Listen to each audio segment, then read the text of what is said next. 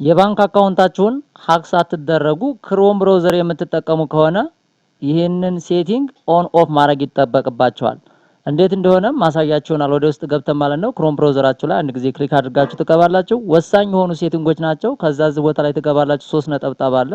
ይሄን 3 ነጠብጣብ አንድ ጊዜ ትጫኑታላችሁ።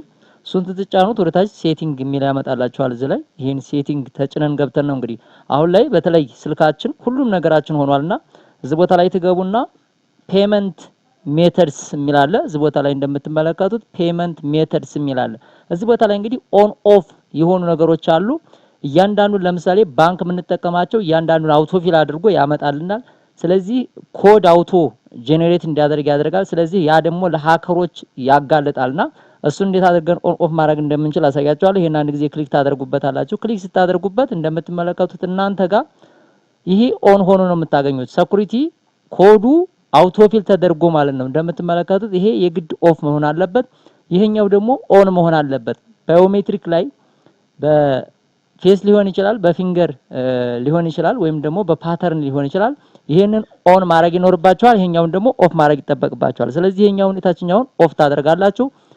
አውቶ ኮድ ከስልካችሁ ላይ ጄኔሬት አድርጎ የናንተን ኮድ እንዲያስገባ ማለት ነው። ሀከሮቻን ካገኙት ቀጥታ የናንተን ባንክ ቁጥር የናንተን መረጃ ሙሉ በሙሉ ወስደው ከሞባይላችሁ ብር ትራንስፈር ማድረግ ይችላሉ ማለት ነው። ስለዚህ አንድ ጊዜ ሀክ ተደረጋችሁ ደግሞ ሙሉ በሙሉ ያላችሁን አሴት ታጣጣላችሁ ማለት ነው። ይሄኛውን ኦን ማድረግ የግድ ይጠበቅባችኋል።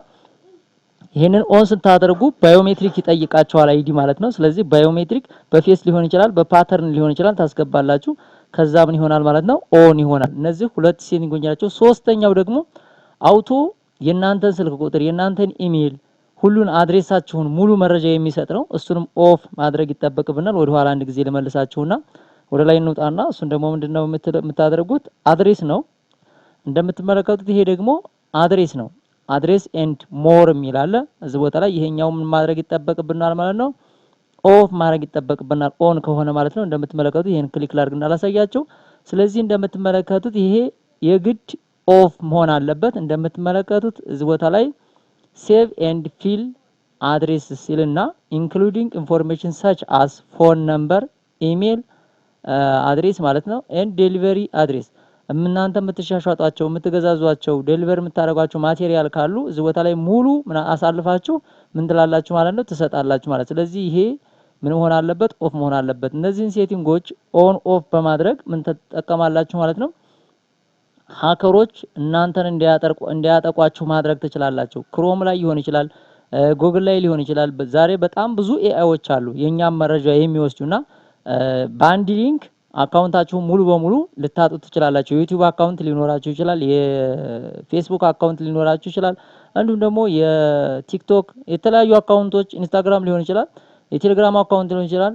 ኮድ በመላክ ብቻ በአንድ ጊዜ የሆነ ሊንክ ልከውላችሁ የእናንተን መረጃ በአንድ ጊዜ ምን ሊያደርጉ ይችላሉ ሊወስዱባችሁና ሉዝ ልታደርጉ ትችላላችሁ። ኢቭን የባንክ አካውንታችሁን አባራ ባንክ ሊሆን ይችላል፣ ኢትዮጵያ ንግድ ባንክ ሊሆን ይችላል፣ ዋትኤቨር ቴሌብር ሊሆን ይችላል። የእናንተን አካውንት ዋንስ ካገኙት ሙሉ ብራችሁን ትራንስፈር አድርገው መውሰድ ይችላሉና እንደዚህ አይነት ሴቲንጎችን ኦን እና ኦፍ አድርገን መጠቀም ይኖርብናል። ማንኛውንም ብራውዘር ስንጠቀም ሳይድ ኢፌክቱንና መልካም ጎኑን ለይተን ማወቅ ይኖርብናል ማለት ነው። ብዙ ብራውዘሮች ሂስትሪያቸውን ማይታወቅ ድንገት የሆነ ብራውዘር ይመጣል።